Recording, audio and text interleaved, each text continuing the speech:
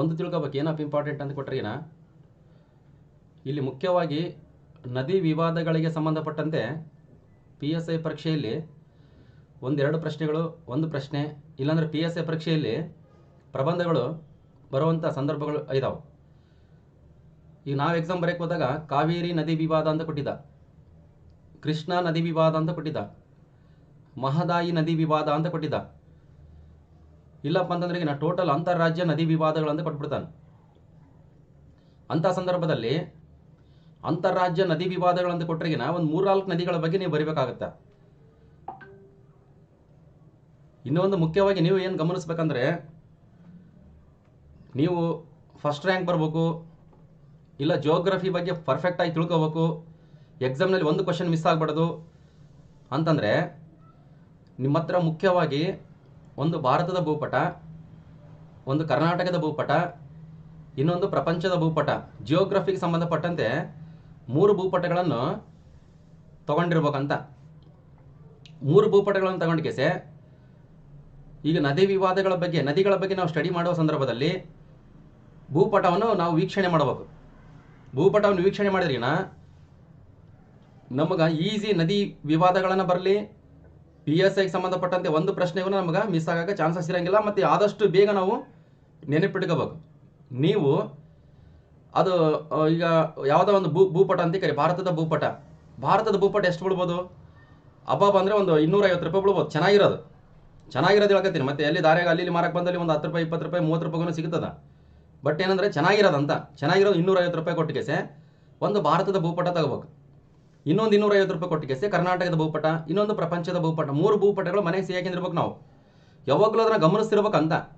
ಭೂಪಟಗಳು ನೋಡ್ತಾನೆ ಇರ್ಬೇಕು. ಯಾವ ರಾಜ್ಯ ಎಲ್ಲಿ ಬರ್ತದ, ಯಾವ ದೇಶ ಎಲ್ಲಿ ಬರ್ತದ, ಯಾವ ರಾಷ್ಟ್ರೀಯ ಉದ್ಯಾನವನ ಎಲ್ಲಿ ಐತೆ, ಯಾವ ಡ್ಯಾಮ್ಗಳು ಎಲ್ಲಿ ಬರ್ತಾವ, ಯಾವ ನದಿಗಳು ಎಕಡೆ ಇರ್ತಾವ, ಅರಬ್ಬಿ ಸಮುದ್ರ ಎಲ್ಲೈತೆ, ಬಂಗಾಳ ಕೊಲ್ಲಿ ಎಲ್ಲೈತೆ, ಮತ್ತು ಹಿಂದೂ ಮಹಾಸಾಗರ ಎಲ್ಲೈತೆ, ನಮ್ಮ ಭಾರತ ಸುತ್ತಮುತ್ತ ಯಾವ್ಯಾವ ದೇಶಗಳಿದಾವ ಅಂತ ನಾವು ಗಮನಿಸ್ಬೇಕಾಗ್ತದೆ, ಇಂಪಾರ್ಟೆಂಟ್. ಮತ್ತು ಕರ್ನಾಟಕದ ಭೂಪಟ ನೋಡಿದ್ರಿಗಿನ ಕರ್ನಾಟಕ ಸುತ್ತಮುತ್ತ ಯಾವ್ಯಾವ ಸ್ಟೇಟ್ಗಳು ಬರ್ತಾವ, ಕರ್ನಾಟಕ ಯಾವ ದಿಕ್ಕಿನಾಗ ಐತೆ, ಏನು ಅರಬ್ಬಿ ಸಮುದ್ರ ಕಡೆ ಐತೆ, ಏನು ಪಶ್ಚಿಮ ಬೇ ಆಫ್ ಬೆಂಗಾಲ್ ಕಡೆ ಐತೆ.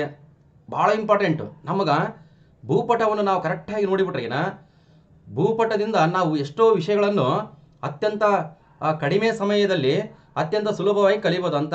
ಭೂಪಟಗಳು ಭಾಳ ಇಂಪಾರ್ಟೆಂಟ್. ಅದಕ್ಕೆ ನಾವು ಭೂಪಟಗಳನ್ನು ಯಾವುದೇ ಕಾರಣಕ್ಕೂ ಮಿಸ್ ಮಾಡೋಕ್ಕೋಗ್ಬಾರ್ದು. ಭೂಪಟ ನಾವು ಪರ್ಫೆಕ್ಟಾಗಿ ತಿಳ್ಕೊಂಬಿಟ್ರೆಗಿನ ನಮಗೆ 90% ಜಿಯೋಗ್ರಫಿ ಕಂಪ್ಲೀಟ್ ಆದಂಗೆ ಸರಿ. ಅದಕ್ಕೆ ಭೂಪಟಗಳನ್ನು ಹೆಂಗನ್ನು ಮಾಡಿ ನೀವು ಆಫ್ಟರ್ ಲಾಕ್ಡೌನ್ ಏನು ಮಾಡ್ಬೇಕು ಹೇಳ್ರಿ, ಖರೀದಿ ಮಾಡಿರಿ. ಪೊಲೀಸ್ ಕಾನ್ಸ್ಟೇಬಲ್ಗೆ ಅವಶ್ಯಕತೆ ಇಲ್ಲ, ಬಟ್ ಆದರೂ ಇದ್ರಿಗೆ ನಾವು ಮುಂದೆ ನೀವು ಸಬ್ ಇನ್ಸ್ಪೆಕ್ಟರ್ ಆಗಕ್ಕೆ, ಇಲ್ಲ ಮುಂದೆ ಯಾವ್ದಾನ KS ಎಕ್ಸಾಮ್ ಪಾಸ್ ಆಗಕ್ಕೆ, ಇಲ್ಲಾಂದ್ರೆ ಯಾವ್ದಾನ ಸಬ್ ರಿಜಿಸ್ಟರ್ ಆಗಕ್ಕೆ, ದೊಡ್ಡ ಎಕ್ಸಾಮ್ ಪಾಸ್ ಮಾಡೋಕೆ ತುಂಬ ಸರಳವಾಗಿ ಆಗ್ತದೆ. ಮತ್ತು ಯಾವುದೇ ಕಾರಣಕ್ಕೂ ಇದನ್ನ ಕಂಠಪಾಠ ಮಾಡೋಂಥ ಅವಶ್ಯಕತೆ ಇರಂಗಿಲ್ಲ. ನಮಗೆ ಬರೀ ಖಾಲಿ ಭೂಪಟ, ಭಾರತದ ಭೂಪಟ ಖಾಲಿ ಭೂಪಟ ಕೊಟ್ಟುಬಿಟ್ರೆಗಿನ ನಮಗೆ ಅಲ್ಲಿ ಉತ್ತರ ಪ್ರದೇಶ ಒಂದು A ಅಂತ ಕೊಟ್ಟಿರ್ತಾನೆ, ಮಹಾರಾಷ್ಟ್ರದಾಗ B ಅಂತ ಕೊಟ್ಟಿರ್ತಾನೆ, ಇಲ್ಲಿ ಕರ್ನಾಟಕದ C ಅಂತ ಕೊಟ್ಟಿರ್ತಾನೆ, ಎಲ್ಲೇನ ತಮಿಳ್ನಾಡದಾಗ D ಅಂತ ಕೊಟ್ಟಿರ್ತಾನೆ, ಕೆಳಗೆ ರಾಷ್ಟ್ರೀಯ ಉದ್ಯಾನವನಗಳು ಕೊಟ್ಟಿರ್ತಾನೆ. A ಕೊಟ್ಟಲ್ಲಿ ಯಾವ್ದು ಬರ್ತದ, B ಕೊಟ್ಟಲ್ಲಿ ಯಾವ್ದು ಬರ್ತದ, C ಕೊಟ್ಟಲ್ಲಿ ಯಾವ್ದು ಬರ್ತದ, D ಕೊಟ್ಟಲ್ಲಿ ಯಾವ್ದು ಬರ್ತದ ಅಂತ ಅನುಕ್ರಮವಾಗಿ ಅಂತ ಕೇಳ್ತಾನೆ. ಅವಾಗ ನಾವು ಭೂಪಟ ನೋಡಿದ್ರೆ ಮಾತ್ರ ಹಾಕಕ್ಕೆ ಸಾಧ್ಯ ಆಗ್ತದೆ. ಮತ್ತು ಆಮೇಲೆ ಈ ಸಮಭಾಜಕ ವೃತ್ತ ಆಗಿರ್ಬೋದು, ಕರ್ಕಾಟಕ ಸಂಕ್ರಾಂತಿ ವೃತ್ತ ಆಗಿರ್ಬೋದು, ಮಕರ ಸಂಕ್ರಾಂತಿ ವೃತ್ತ ಆಗಿರ್ಬೋದು, ಇಲ್ಲ ನಮ್ಮ ಭಾರತದ ಮೇಲೆ ಯಾವ ವೃತ್ತ ಅದು ಹೋಗ್ಯದ, ಭಾರತ ಯಾವ ದಿಕ್ಕಿನಾಗೈತೆ ಅಂತ ನಾವು ಪುಸ್ತಕದಲ್ಲಿ ಓದುವುದಕ್ಕಿಂತ ಮುಖ್ಯವಾಗಿ ನಾವೇನು ಗಮನಿಸ್ಬೇಕಪ್ಪ ಅಂತ ಕೊಟ್ರೆಗಿನ ಭೂಪಟಗಳನ್ನು ಗಮನಿಸ್ಬೇಕಾಗ್ತದ.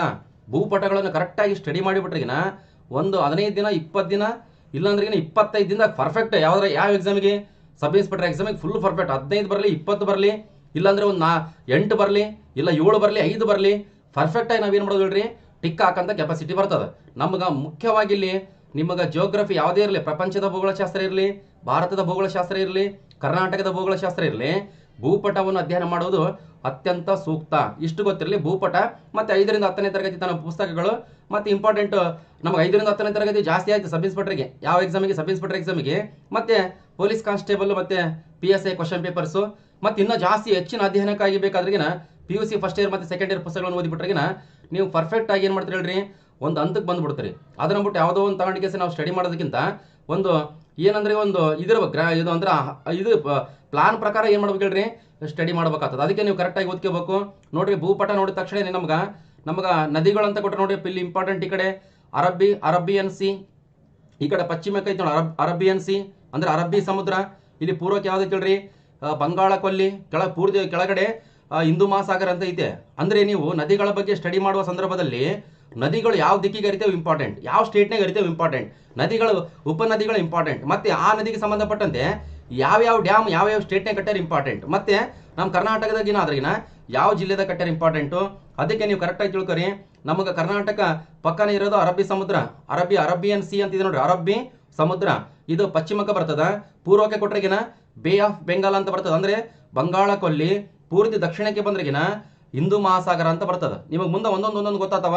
ನೀವು ಪರ್ಫೆಕ್ಟ್ ಆಗಿ ನದಿಗಳ ಬಗ್ಗೆ ತಿಳ್ಕೋಬೇಕು. PSI ಪ್ರಬಂಧ ಬಂದ್ರಿಗುನ ಇದರಲ್ಲೇ ಬರ್ತದ. PSI ಪ್ರಬಂಧ ನದಿ ವಿವಾದಗಳು ಇಲ್ಲಾಂದ್ರೆ ಅಂತಾರಾಜ್ಯ ನದಿ ವಿವಾದಗಳು, ಇಲ್ಲಂತಂದು ಕೊಟ್ರಿಗಿನ ಕಾವೇರಿ ನದಿ ವಿವಾದ, ಕೃಷ್ಣ ನದಿ ವಿವಾದ ಈ ಟೈಪ್ ಕೊಡ್ತಾರೆ. ಇಲ್ಲಾಂದ್ರೆ ಮಹದಾಯಿ ನದಿ ವಿವಾದ, ಇಲ್ಲಾಂದ್ರೆ ಕಿಶನ್ ಗಂಗಾ ಆಗಿರ್ಬೋದು, ಮೇಕೆದಾಟು ಆಗಿರ್ಬೋದು. ಇವತ್ತು ಮೇಕೆದಾಟಕ್ಕೆ ಸಂಬಂಧಪಟ್ಟಂತೆ ಮೀಟಿಂಗ್ ಇತ್ತು, ಅದಕ್ಕೂ ಇಂಪಾರ್ಟೆಂಟ್ ಐತೆ. ಅದಕ್ಕೆ ನಾವು ಕರೆಕ್ಟಾಗಿ ಏನು ಮಾಡ್ಕೋಬೇಕು ಹೇಳ್ರಿ, ಯಾವ ಸುದ್ದಿಯಲ್ಲಿ ಇರ್ತಾವಲ್ಲ ಔಟ್ರ ಪರ್ಫೆಕ್ಟ್ ಆಗಿ ತಿಳ್ಕೊಬೇಕು. ಕರೆಕ್ಟಾಗಿ ನೀವು ಏನಂದ್ರೆ ನಾನು ಏನು ಓದ್ತೀನಿ, ನಾನು ಏನು ಹೇಳ್ತೀನಿ ಕರೆಕ್ಟಾಗಿ ಕಲ್ಕರಿ.